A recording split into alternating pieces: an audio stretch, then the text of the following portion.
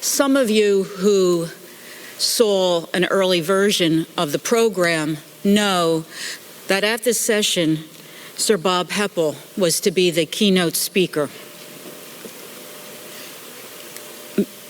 Many of us were shocked when we heard that he had passed away in late August. Some of us had just seen him in Amsterdam at the end of June, so it was a particular shock and, of course, great sadness.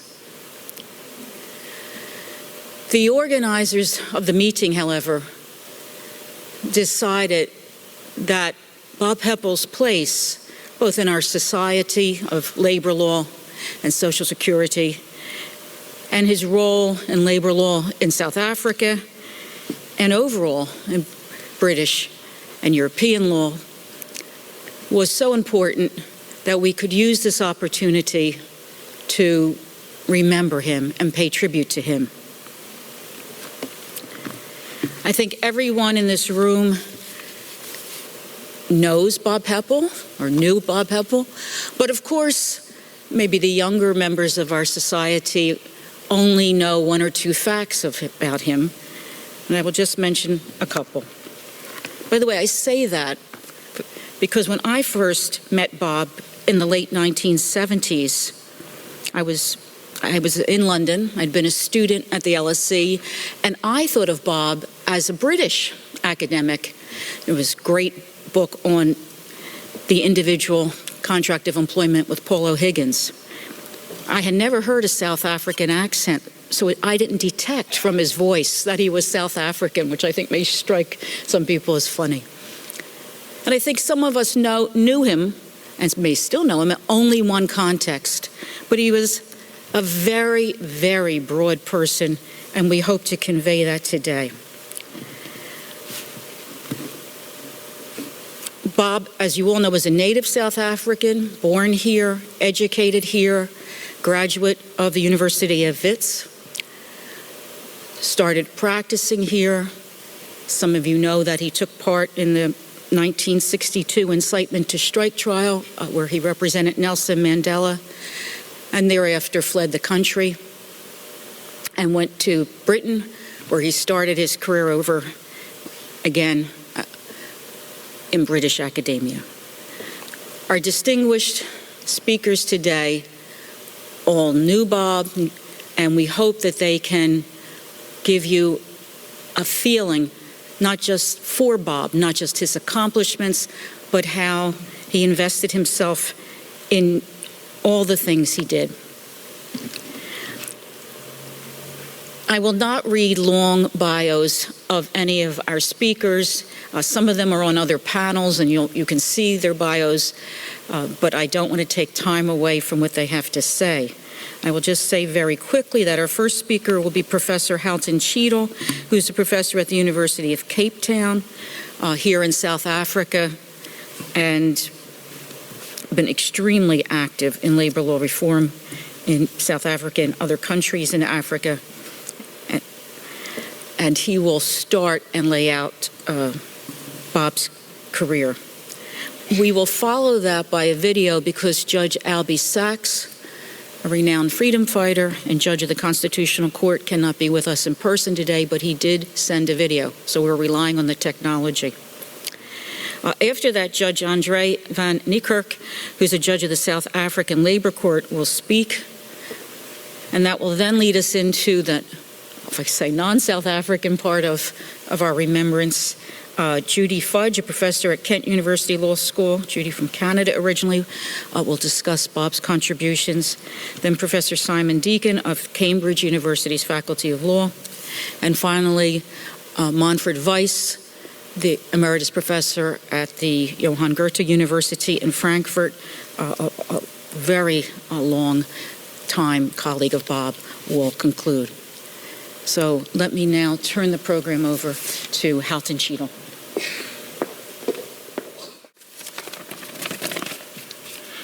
Simon Deacon, who is going to speak later, described Bob Hepple's lives, legal lives, as two sets of lives.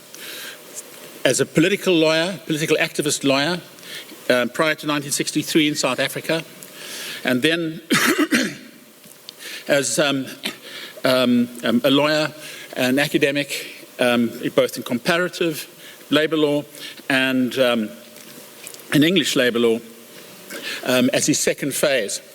I would like to suggest that there's a third phase, and the third phase is the impact he's had on South African labour law, both academically and in practice.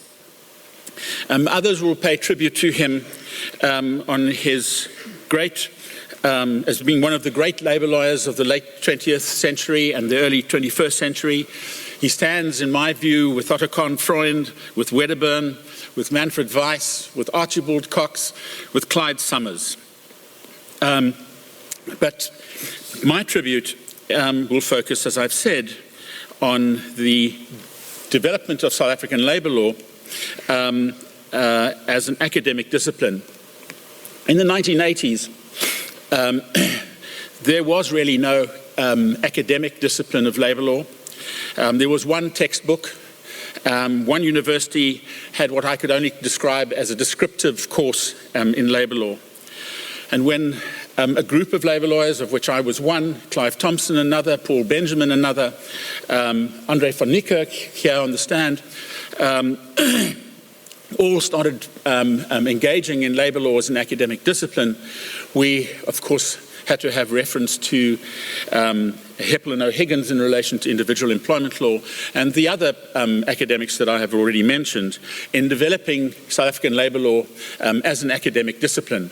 We established the Industrial Law Journal, and as a group of young lawyers, we were young then,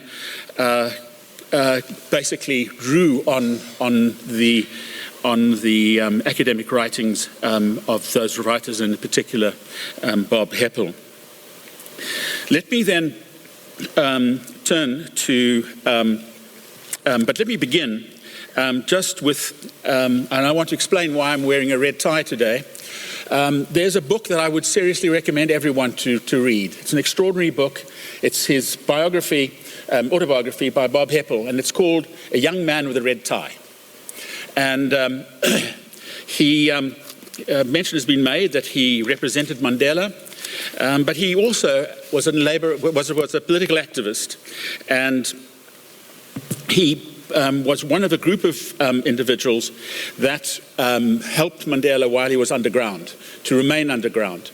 And so he was asked to join a support team in Johannesburg, and I'm reading from the book, that moved him around safe houses, took him to secret meetings, but carried messages. Since a white man would only arouse a suspicion if seen with a black passenger, Mandela would don a cap and a white chauffeur's coat and drive my smart green Wolseley car with me in the back seat. We were never stopped, but there could have been embarrassing situations. Once, while driving to pick him up from the house of a sympathetic doctor in Norwood, where he was living in the servants' quarters posing as a gardener, I observed a car that seemed to be following me. I kept stopping, hoping it would go away. Then I noticed the driver was my friend L.B. Sachs, a visit from Cape Town, who had seen me and wanted to say hello. I got out of my car and said to him, "Bugger off, L.B." And that connects, I think, with the video that I think L.B. is going to pay tribute to. L.B. himself was a political activist lawyer in the 1960s, and like Bob, went into exile thereafter. I want to turn now to the impact that he's had on the South African labour relations legislation. I was lucky enough, together with Andre van Niekerk and others, to be in the drafting team appointed by the new and first democratically elected Minister of Labour, Tito Mboweni, to draft a new Labour Relations Act. And we, as part of that, we went to the ILO in Geneva, and the ILO appointed 3 experts to assist us. One was Bob Hepple, the other was Manfred Weiss, and the third was Professor Anthony Adeogun from the University of Lagos in Nigeria. And as drafters, we had done some preparation, and we had prepared a rough conceptual document of the kind of law that we sought to put forward to the experts. We presented it to the 3, And I remember Bob Hepple getting up afterwards and saying, rather than respond to your draft, I think we would like to spend the rest of the afternoon and this evening, and we'll come back tomorrow and give you our thoughts.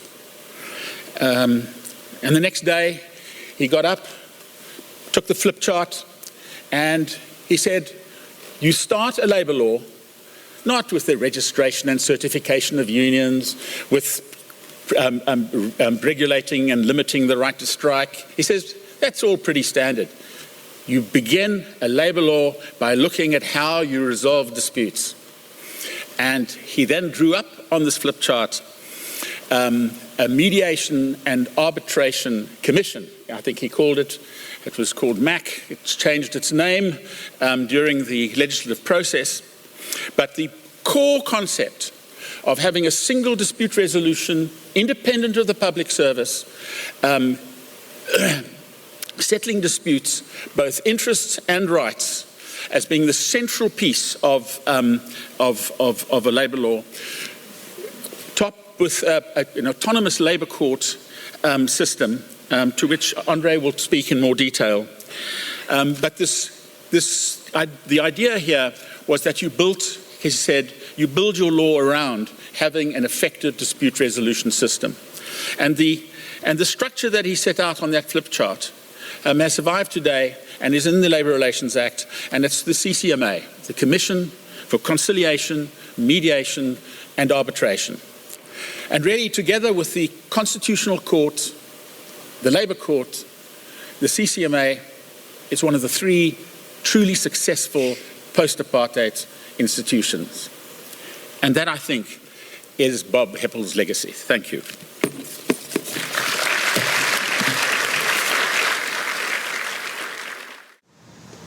I hope it doesn't sound too narcissistic, but saying farewell to Bob in a way is saying farewell to a part of myself.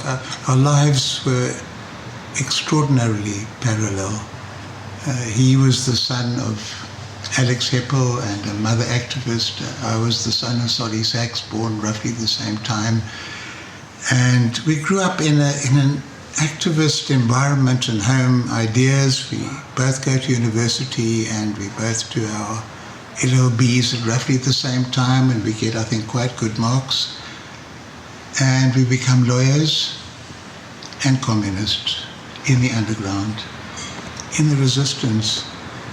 And that split life where you are writing all the things necessary to pass your exams for some years, and then you practice in court wearing a gown, my lord, my lord, my lord, pleading in terms of the accepted rules and canons of the Bar Council, in terms of ethics and Roman Dutch law, in terms of the law, and bowing and defending and cutting and thrusting and parrying in the way that lawyers like to do.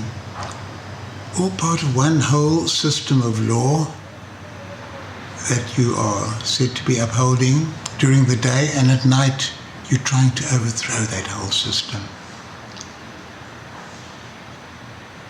It's hard. You working overground as a public figure and underground as a rebel. It imposes a kind of psychic pressure on you, and Bob and I parallel. He in Johannesburg, I in Cape Town, are doing very, very similar things. And we would meet occasionally at conferences. I never asked if he was in the party. He never asked if I was in the party. But there were kind of little hidden signals that this meant an enormous amount to both of us. From a purely legal point of view, law was an instrument that we could use as part of the broad revolutionary struggle to defend people who were fighting against massive injustice. We didn't see anything intrinsically good or noble or beautiful or rational or benign in law as such. It was there just as an instrument, and if anything, we would have been on the side of the skeptics. Law full of pretensions, but the reality of law for the majority of South Africans was the policemen demanding a pass, the invasion of homes, the destruction of rights of the people, throwing you into prison for debt. The law was the enemy. Justice was the prize, but law and justice were antagonistic, were at each other's throat. And the law caught up with Bob, as it was caught up with me. We were thrown into solitary confinement without the protections of law, but under the guise of law, the 90-day law it was called. We went through the grinders. I think it was particularly harsh for Bob. Captured as part of the Rivonia accused, the relentless interrogations, the solitary confinement, maneuvering his way to get out of the country and to be able to report to others what had been going on and to carry on the struggle. Going through my own story that I've told many times, the parallels kind of continuing, and Bob ending up in London. And what a remarkable journey it was from then onwards. He became an expert, not just on law in general, but helping the famous Professor Glanville Williams write a massive tome on the law of tort. Now, if there was the heart of the citadel of the common law, it was the law of tort in England. And here was Bob Hepple, this upstart South African colonial type figure, working with one of the legal giants of that moment on the quintessential aspects of British law, of English law, of English law, of English law. He published the first book in England on law and discrimination. Well, that was bringing South African experience in, and I felt so proud to see the name Bob Hepple on the title of that book. And then I began to realize afterwards that somehow law for Bob wasn't just an instrument, and this divided self that had been so intrinsically and powerfully and deeply parts of our lives in South Africa could be reunited if it was possible to reconceive law, not simply cynically, skeptically as an instrument, but law as something with enormous potential for humanity, a way of organizing certain principles, basic principles in life, with mechanisms for enforcing them that would not simply be instruments of control and domination, but instruments of emancipation and liberation. And in the case of myself, it came about that knitting together what had been put asunder before. It came about through working on the Constitution, when suddenly the yearning of the people out there, the millions, for justice, for freedom, the grand passions of the people linked up with the grand phrases of the ages to give it new meaning, new significance, and the two could come together. In that sense, law could be revolutionary, it could be transformatory, it could be emancipatory. And in the case of Bob, a similar process is happening over a longer period of time, and it was particularly in the area of labor law. It could be an instrument of formalism, bureaucracy, control, domination, but it could also be a mechanism for giving dignity to workers, rights to workers, capacity to transform their lives, recognition for marginalized workers, for the migrants, for women workers, for farm workers, for others.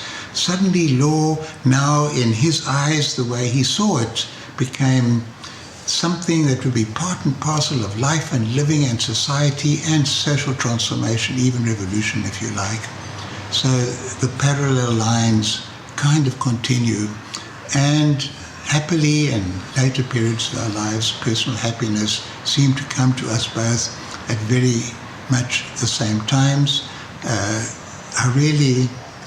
I loved his wife, first wife, and the children. I didn't see much of them afterwards. I came to love Mary afterwards. his great companion.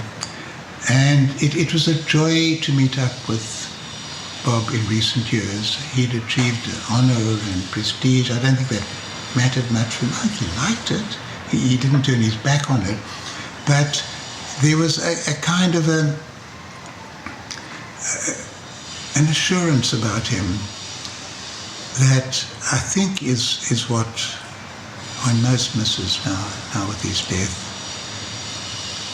There was something very, very reassuring being in the company of Bob, whether it's intellectual company or even enjoying his company socially.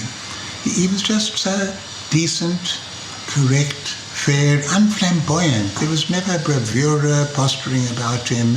He wasn't somebody to go in for fancy arguments for the sake of scoring points. He had a deep, deep sense of what was right, what was wrong.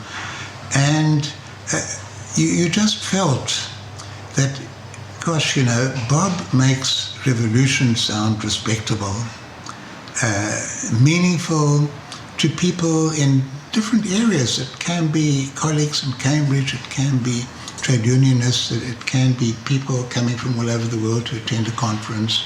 There was something very confidence-building about the way he centered his personality, his style of work, his radiating out to other people in this conviction of the potential of law to serve justice, but a law that itself had to undergo constant creativity, transformation, change, opening up, and yet still be law. It truly is hard and at a personal level deeply, deeply sad to say goodbye to Bob. And we know that the immense amount of work that he did, the friendships he built up, the people he trained, all give a kind of continuation, a continuity to what his life was. And yet, everybody who's watching, the sadness remains. I think Judge Sachs so eloquently expressed Bob's very all-encompassing view of law and how he envisioned what it could do to change society. So let me now turn this to Judge Andre van Niekerk to discuss further his work in South Africa.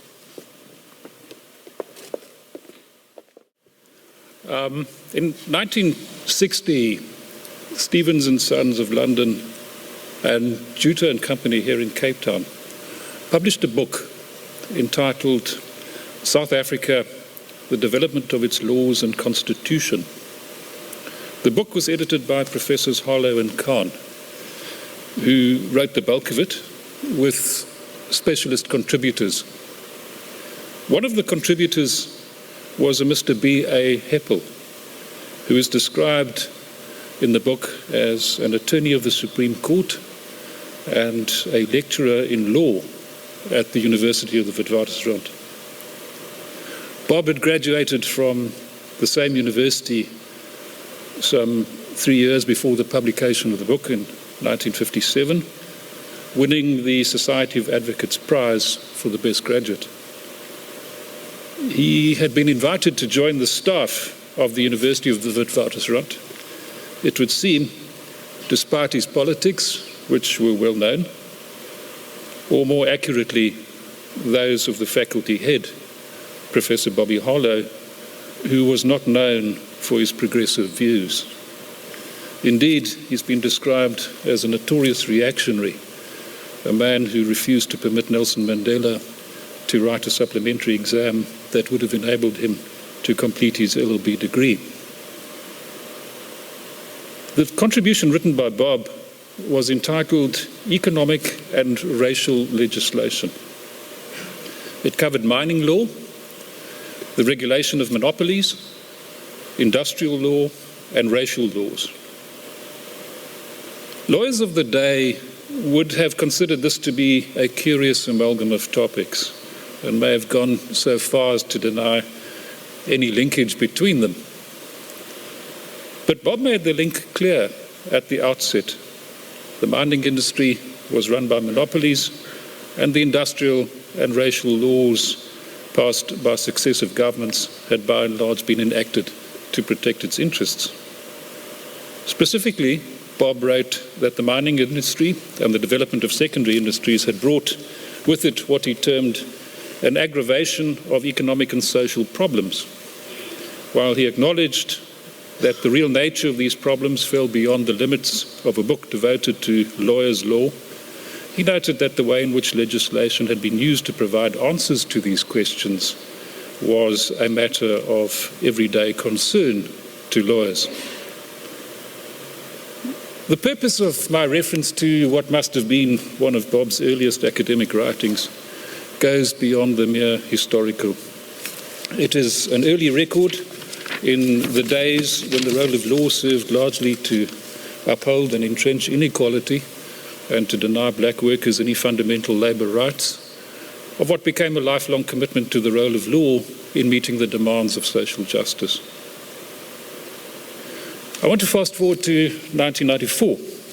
Nelson Mandela, Bob's ex-client and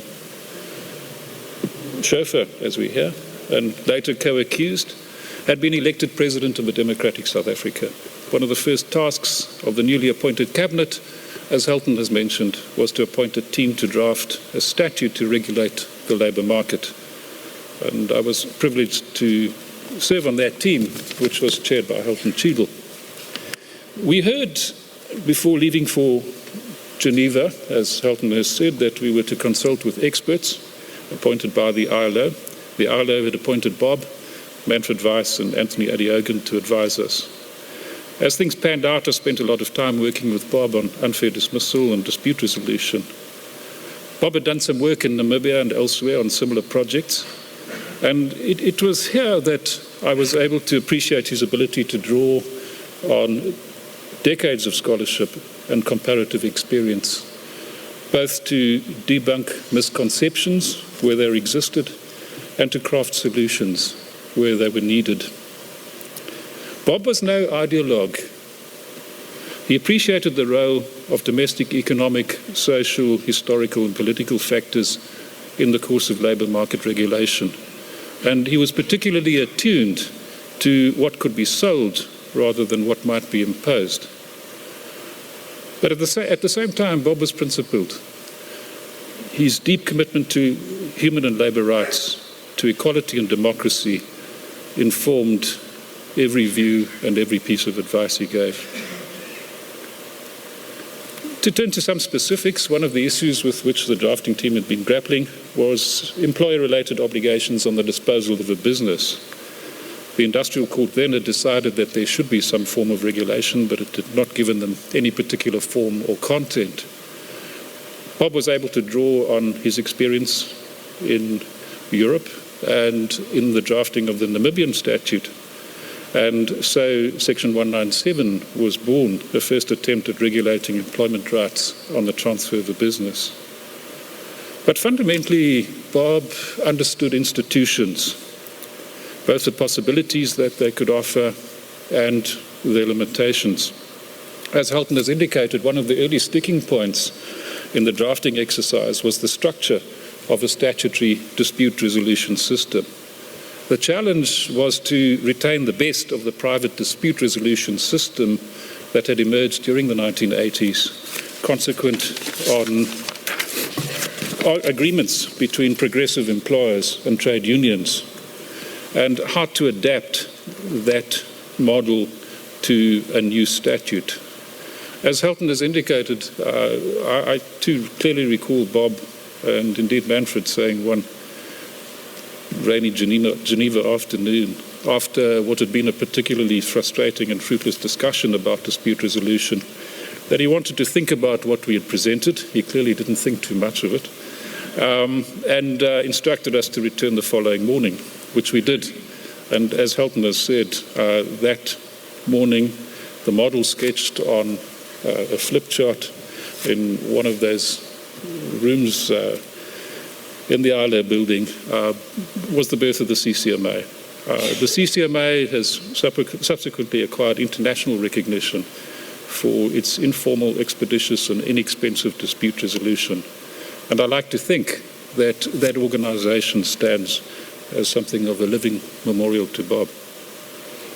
But Bob also instilled in us the importance of autonomous labour courts. The issue was up for debate because the industrial court created by the nationalist government, at least partly to contain pressures from the independent trade union movement that had emerged during the late 1970s, had received a bad press. Contracting out or establishing private dispute resolution structures, independent of the state, as I've indicated, was a more legitimate and effective mechanism to resolve labour disputes. But Bob saw the longer game.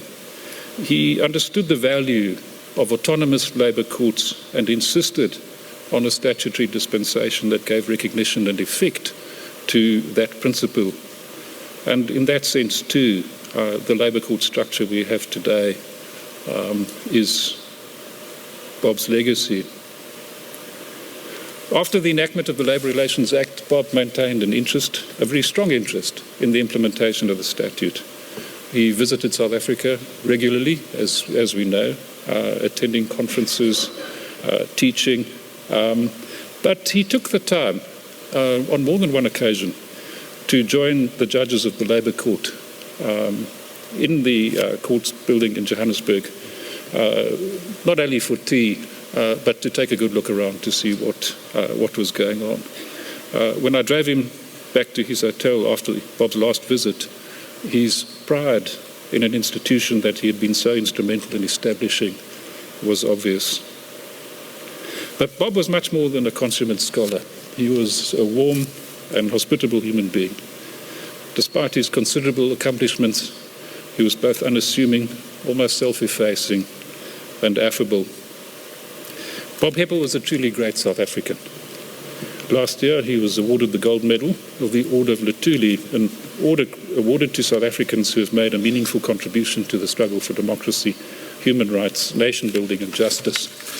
The citation reads as follows: "For his bravery in the times when fighting for liberation was courting with danger, he chose to align himself with the marginalized to ensure that all who live in South Africa enjoy the privilege of equality." Bob's contribution to the development of South African labour law will be sorely missed, but as I have reflected, much of it stands as a monument to him.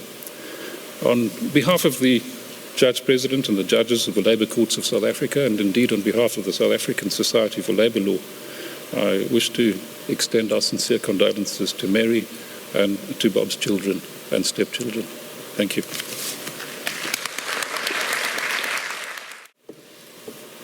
If Bob's contributions had been only to South Africa, that would be impressive enough. But his contributions beyond that are truly amazing. When we're students, we're taught to learn the logic first, and then the logic of our country's laws. A famous American judge once said, "The life of the law has not been logic, it has been experience." And it may be that Bob's experiences led him to pay particular attention to social, economic, and political currents that affect the law. And when in Britain, this approach to law became important to him and something that he pioneered at Cambridge. So let me turn now to his colleague from Britain, Simon Deacon.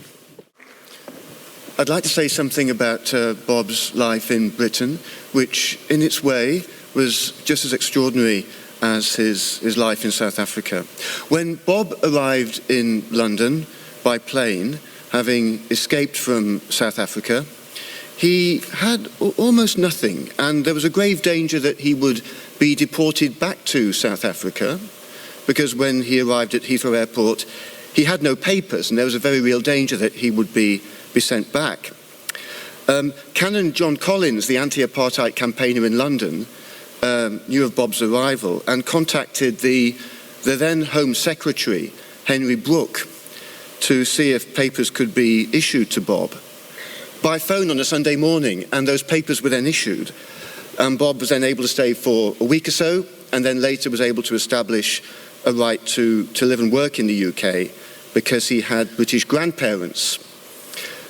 This experience, by the way, convinced Bob of the very great importance of respecting the rights of refugees. And he later assisted a number of people in that same position, including Rudi Dutschke, the German activist in 1968 who'd been expelled from Germany and forced to seek refuge in Britain and studied in Cambridge for a while. Bob helped him. Bob established himself in Britain in a remarkably short period of time. Just a few years after his arrival, with, as I say, almost nothing, no resources, very few members of his family to fall back on. He studied at Cambridge, studied labour law at graduate level under the supervision of Paul O'Higgins. He'd published Race, Jobs and the Law. He'd also become the founding editor of the Industrial Law Journal, the Industrial Law Journal being the premier UK labour law journal, a journal which still, of course, continues today. Bob had done all this within a decade of arriving. He took up his first lecturing position in Britain at the University of Nottingham and then returned to Cambridge to Clare College as a lecturer. And in 1971, with Paul O'Higgins, published Individual Employment Law, which was the first book in British labour law to tackle the question of statutory individual employment rights. Round about this time, the British Industrial Relations Act had been adopted by Parliament. This was the first time there had been unjust or unfair dismissal legislation in the UK. Now, of course, we take this for granted, but when Bob and Paul were writing individual employment law, this was charting new territory. So this was a foundational work.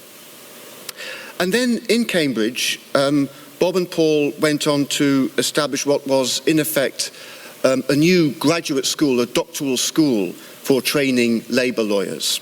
So their joint contribution at this stage was absolutely pivotal for the development of labour law as an academic discipline in Britain and more widely in the British Commonwealth and in Europe, because the people they supervised for PhDs, many of those people went on to become leading academics in not just Britain, but in Australia, in other countries, in mainland Europe, in North America. So what Bob and Paul were creating here was the foundations of an academic field in Britain, which had barely existed before. Labour law had been taught elsewhere, had been taught at the LSE, was being taught in Oxford, but this was really the first graduate or doctoral school to have existed. And I, as a much later PhD student at Cambridge, heard many stories of those times when about 10 people, all doctoral students of Bob or Paul, would get together to discuss in detail the Conservative government's rather reactionary Industrial Relations Act of the early 1970s. Now, Bob could have rested on his laurels at this point, but didn't do that. Again, within a fairly short space of time, Bob decided to leave Cambridge.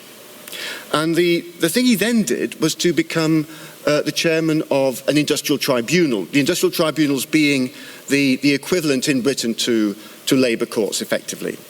And again, these were new institutions. Bob was a chair of an industrial tribunal when these were very young institutions still developing, and so he was putting into practice his labour law scholarship, but also his already deep experience and knowledge of the way labour laws work in practice. And as Halton Cheadle was explaining, I'm sure this experience of being involved in dispute resolution at the coalface of labour law informed Bob's later approach to labour law reform in South Africa and in other countries. At this stage, Bob was also teaching part-time at Kent University, and later on he became, again, a full-time academic at University College London, where he was the Dean of the Law School, and he returned to Cambridge in the 1990s as Professor of Law and as Master of Clare College. And that's when I got to know him a little bit better. At this point, all I really knew about Bob, apart from his foundational contribution to our field, I didn't know him well as a person, but I knew his work, I knew he had been in South Africa. I knew he had to escape from South Africa. But that's all I really knew. And most British people didn't know about Bob's South African background. He never talked about it and never really made anything of it. And it was only when The Young Man with the Red Tie was published a few years ago that some of us realised the full extent of his work and his heroic achievements here. Bob was that sort of person. As others have said this morning, he was unassuming and modest and didn't want to talk about his own achievements, extraordinary as they were. I travelled to Bob in the early 2000s to Budapest, where we were both involved in giving some lectures and doing some teaching. And it turned out that Bob knew a lot about Budapest because he'd been to Budapest in the mid-1950s. When he was still a student, in connection with an international gathering of left-wing communist students. Bob had been to Budapest, and he explained to me that at that stage, in the early 1950s, mid-1950s, everybody in Budapest was extremely poor. There was almost no food to eat for the visitors from all around the world. And the only people who'd stopped the students from effectively nearly starving were the people in the Roma community in Hungary, who'd taken them in and given them something to eat and looked after them. It's not an accident that Bob later became a campaigner for Roma rights in Europe and in Britain, and became a patron of charities campaigning for the Roma and more generally for equality. Bob was a tremendously committed person, but he didn't wish to make much of this. He just got on with it. The same in his academic life. He never promoted himself. He never promoted his own work. Of course, his work became very well known, but he wasn't one for celebrity. He would have derided the idea of celebrity academics. He would have been skeptical about the notion of metrics, of building a career in that sense. But of course, Bob was a tireless public servant, engaging with the process of academic management. He served on various peer review and research assessment exercises, and he also took a prominent role in the Industrial Law Society, the body representing academic and practitioners in labour law in the UK. He was committed in many other ways, serving on committees of inquiry, not just in labour law in Britain, but in bioethics and other fields. I think this was part of his more general commitment to creating a public space for dialogue and discussion, for creating an informed debate on issues of public importance. It's impossible to pay full tribute to Bob's absolutely extraordinary commitments, his heroic life as a freedom fighter and activist in South Africa, his enormous contribution to public life in Britain, in Europe, globally, and for us as labour lawyers, his absolutely pivotal contribution to the development of labour law as an academic field. Purely from an academic point of view, I'd just like to say I think this is very important that the labour law field continues and thrives. Because if labour law as a discipline, as an academic field, doesn't thrive, then the values of democracy and social cohesion and solidarity and mutual aid, which underlie labour law, will also fail. So Bob's contribution as an academic was also, of course, a political contribution. Bob, in his life and in his work, was tremendously unassuming and modest and very pragmatic. He would expect us to be equally pragmatic, to be equally useful in our labour law lives. That's his legacy. That's what he would expect us to do. Thank you.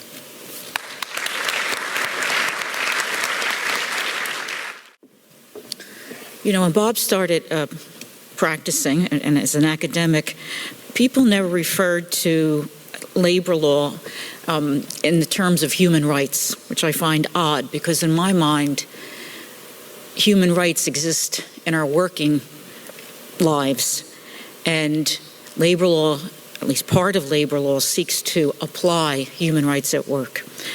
And I know our next speaker may mention that because in his later life, Bob did become known in that way. Let me turn to Judy Fudge from Kent. I would really like to thank the local organizers, the South African Society of Labor Lawyers, for arranging this tribute to Bob. I can't think of a better place to remember Bob's amazing contribution than South Africa, because it's trying so hard to embody the values he deeply cared about, democracy and equality. I first met Bob when he examined my doctoral thesis in January 1988. My thesis was on the history of the legal regulation of workers' collective action in Canada. Bob was the perfect examiner. He was interested in the history of labor law, and he took a comparative perspective. He made me feel at ease. He was not dressed in a gown, and during my viva, he was knowledgeable and engaged, insightful, and very kind. And I remembered the examination with pleasure. It exemplified the best kind of academic conversation, serious, lively, and respectful about ideas and issues that mattered. I knew Bob as a capacious and rigorous scholar and a very kind and generous friend. He was an important mentor to women academics. He encouraged us, he never patronized us, and he treated us with utter respect and total equality. He was a legal reformer, a tribunal chair, an international expert, a teacher, an activist, and an important figure in labor law. And all of these facets of his life are united by his curiosity, empathy, and integrity. 27 years ago, Bob was an important inspiration to me. I was a feminist labor lawyer who was keenly interested in labor history and gender equality, and I was embarking on an academic career. It was Bob's appreciation of the role of history and social context in shaping labor law, combined with his commitment to the transformative potential of equality, that made him unique among labor lawyers at that time. Bob believed that in order to better understand the labor market and labor institutions, one also had to understand history, not a narrow doctrinal history, but how institutions were embedded within social and political contexts. His two edited volumes, The Making of Labor Law in Europe and The Transformation of Labor Law in Europe, made seminal contributions to comparative and historical labor law. In these collections, Bob reminds us that the great ideals of social justice, equality, and human rights, to which all Democrats subscribe, are powerful symbols in defense against public and private power. But the labor legislation of the future, like that of the past, will be the outcome of processes of conflict between different social groups and competing ideologies. Bob's concern to understand the making and transformation of labor law is also the central theme of two important articles on the trajectory of labor law in the United Kingdom. The first, The Future of Labor Law, was published in 1995, just before the election of Tony Blair and the Labour Party and the launch of the Third Way. And the second, titled Back to the Future and published in 2013, was an assessment of the coalition government's peaceful but nonetheless bitter attack on labor rights. In these articles, Bob noted that in Britain, democratic institutions began at the workplace in the form of union representation and collective bargaining. He emphasized the importance of workers' collective action, since it is only by acting collectively that workers have the opportunities to offset the economic inequities of the market, to limit the damaging consequences, and to prevent the intrusion of selfish interests into every sphere of life. Yet, despite Bob's commitment to trade unions and collective action, he was also concerned with the practices of some unions of excluding more vulnerable workers from access to opportunities and to rights. His first book, Race, Jobs, and the Law in Britain, published in 1968, was path-breaking in its clear-sighted understanding that inequality was not only expressed vertically in the relations between labor and capital, but also horizontally in the relations between different groups of workers. From his early years in South Africa, Bob understood how ascribed characteristics like race, sex, and religion could be used to establish status hierarchies that segment labor markets. This early experience also shaped his commitment to equality on an international scale. His 2005 book, Labor Laws and Global Trade, has no truck with protectionism. He was as concerned with improving the life chances of workers in the global South as he was of protecting the achievements of workers in the global North. Bob's understanding of the importance of status-based horizontal inequities for undermining both solidarity and the ethical foundation of the labor movement led him to emphasize the integrative function of labor law. He was adamant that the overriding value of labor law is equality, which, he wrote, encompasses the ideas that labor is not a commodity, that there must be comparable protection for all dependent and subordinated workers, and there must be equality of opportunity for disadvantaged groups such as women, ethnic minorities, and persons with disabilities. He was one of the very first labor lawyers to take anti-discrimination law seriously, and he wrote important and influential articles, papers, and books on equality law. Together with Mary Kusi, his wife, and a noted equality practitioner in her own right, and Tufial Chowdhury, Bob wrote a review of the enforcement of UK anti-discrimination legislation, which provided a blueprint for the long-awaited Equalities Act of 2010. With Mary's encouragement, in 2011, Bob published Equality, the New Legal Framework, which is now in its second edition. What makes this book groundbreaking was Bob's ability to convey the importance and intricacies of equality laws, both to lawyers and non-lawyers. His skill at communicating legal doctrine clearly and directly to a wide variety of audiences exemplified his erudition and his empathy. At the same time that Bob was optimistic that it was possible to change social attitudes and to influence distributions of power and advantage, he was realistic about the limits of law as a tool to directly influence behavior.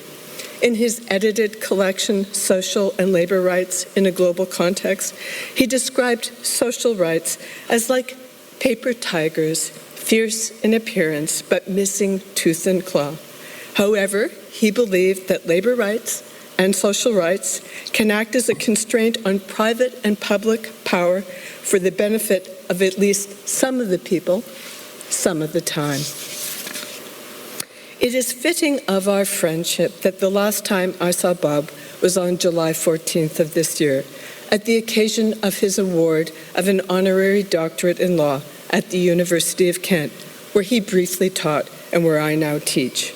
We met before the ceremony for tea, and we talked about the address that he was to deliver to you at this very moment. He was going to discuss labor and social rights in a time of austerity, focusing on what was going on in Greece. He also mentioned his pride in the achievements of his grandson, who had been a student at Kent. In passing, he told me that he had been feeling poorly and he would be seeing a consultant the next day. After tea, we walked to Canterbury Cathedral, where we robed, and I saw that Bob had the rare ability to look utterly natural and very human in full regalia. He asked me to take a selfie of us both so we could show it to Mary, who, due to ill health, had been unable to attend the ceremony. Bob gave an inspiring address to the assembled graduates, their families, and friends on the importance of the struggle for human rights and the difference between knowledge and wisdom. The next day, I sent him the selfie and inquired about his health. I was deeply saddened by his reply. He wrote that in light of his diagnosis, his address at Kent would be his swan song.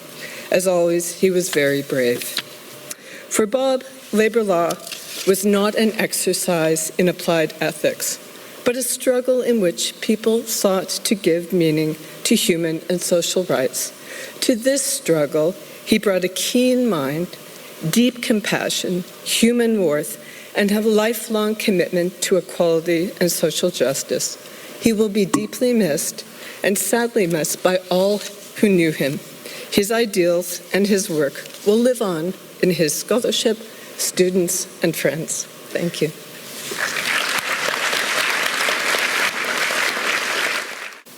And our last speaker will be Manfred Weiss, who was his lifelong colleague. And I think they encountered each other so often at so many conferences in Europe. Manfred.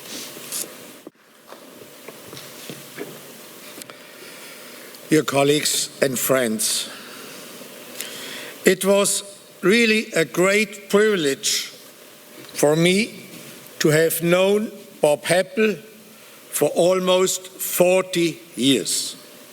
This not only has led to continuous exchange of ideas, to cooperation from time to time, but also and foremost to the development of a close and precious friendship.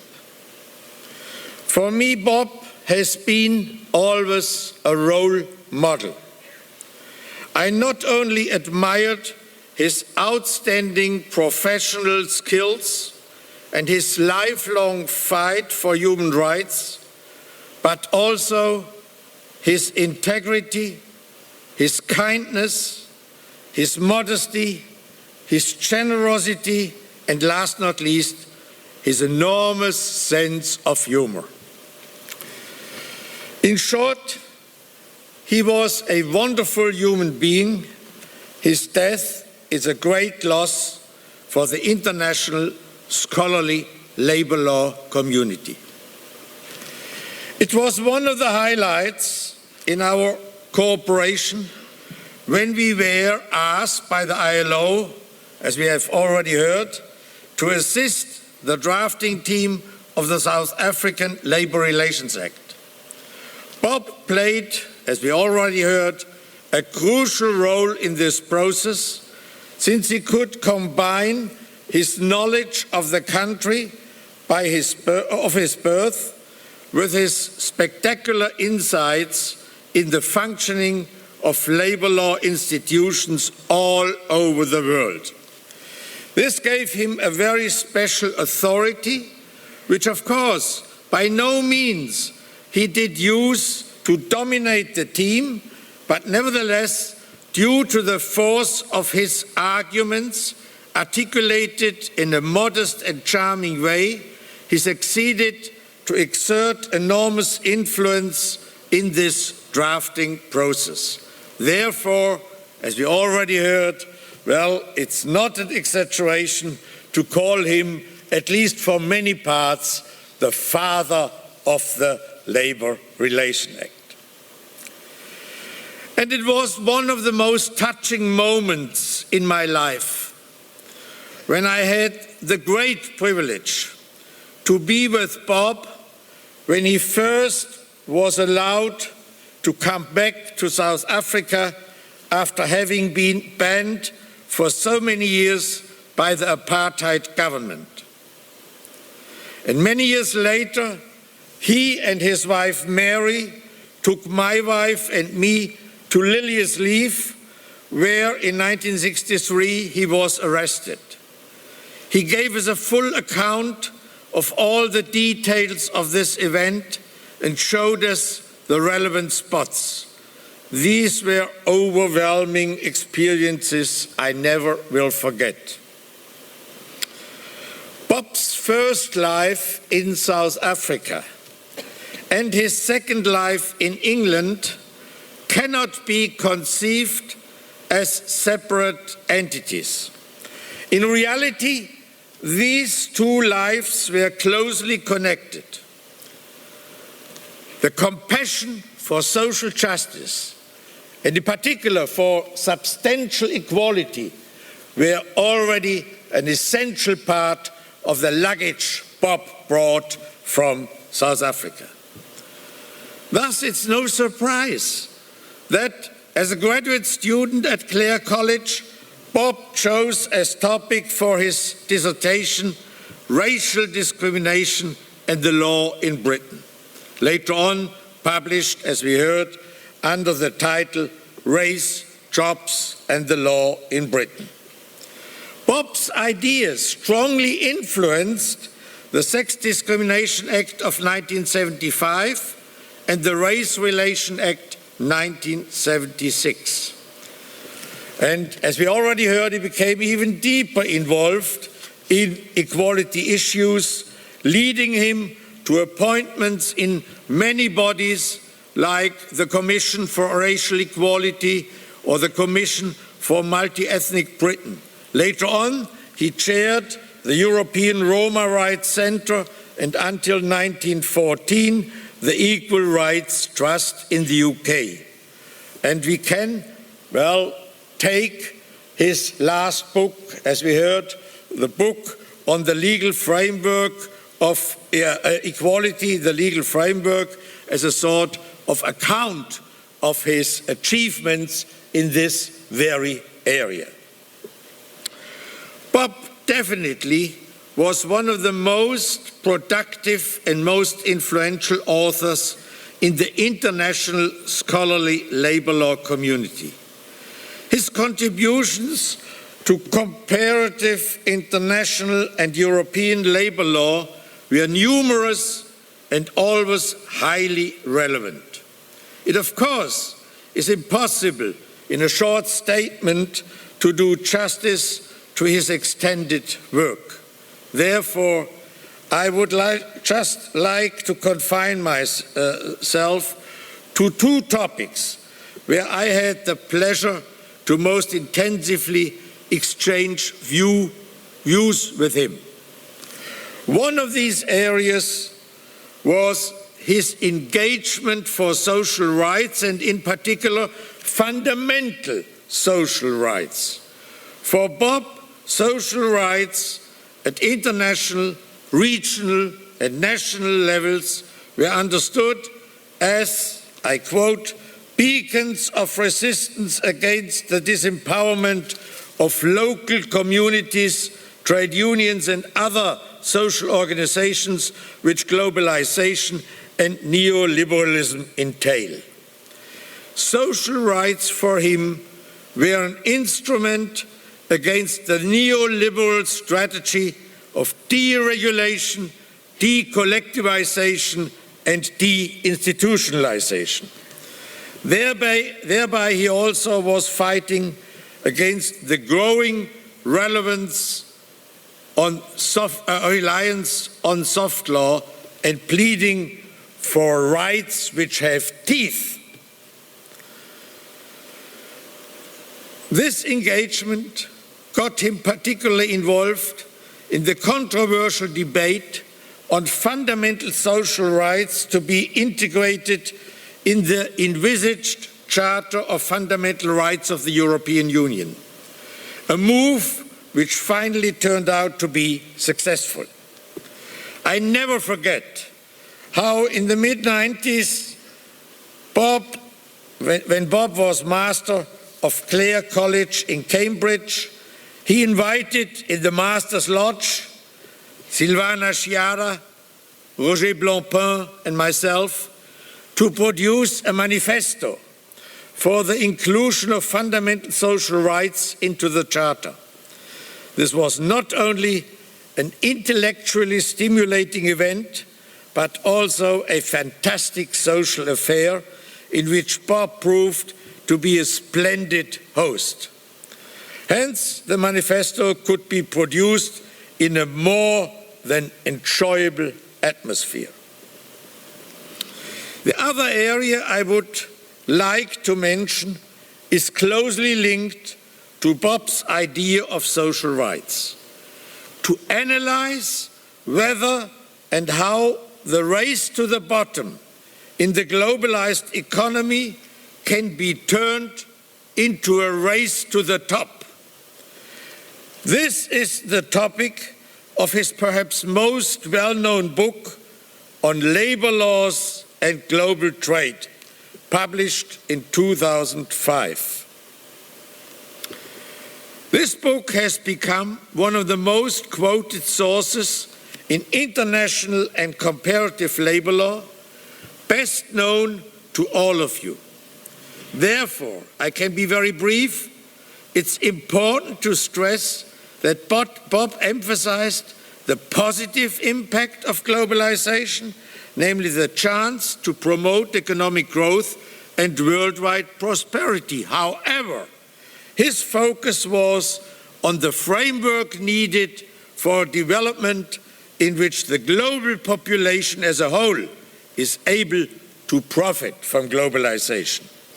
His approach is based on a critical analysis of the economic theories of the balance between free competition and labor market regulation, as well as on the careful analysis of the already existing international, regional, and transnational instruments. The guiding line throughout the whole book is Bob's assumption that transnational labor law is not an obstacle, but a necessary precondition for the potential of globalization. In short, and to make the point, in an interdisciplinary effort, Bob shows the deficiencies and the potential of international, regional, and transnational instruments, and thereby provides guidance on how to structure globalization in a way which not only benefits big business, but also the workers and societies as a whole.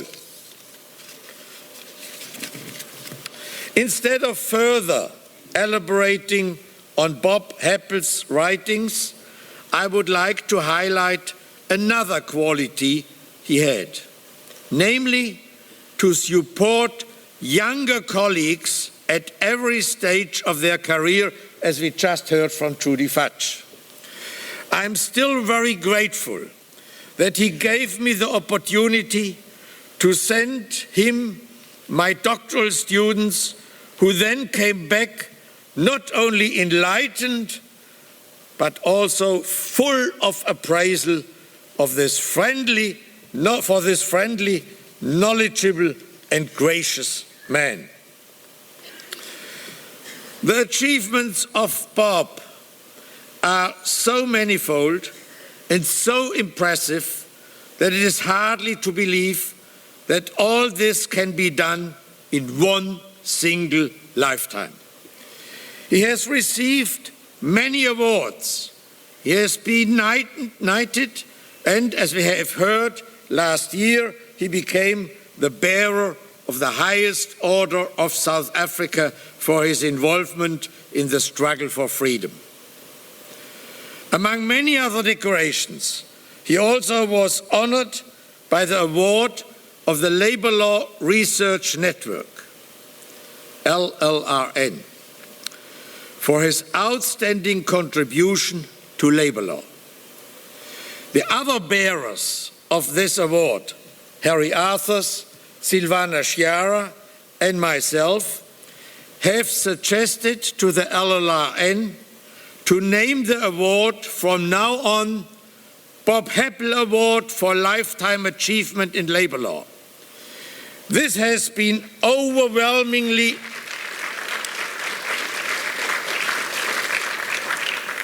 This suggestion has been overwhelmingly received and supported, and it is meant to be a symbol, or should I better say, an incentive to remind us how important it is for the international scholarly labor law community to at least try to live up to Bob's legacy. We have lost a great colleague, a wonderful human being, and an unforgettable friend. Thank you.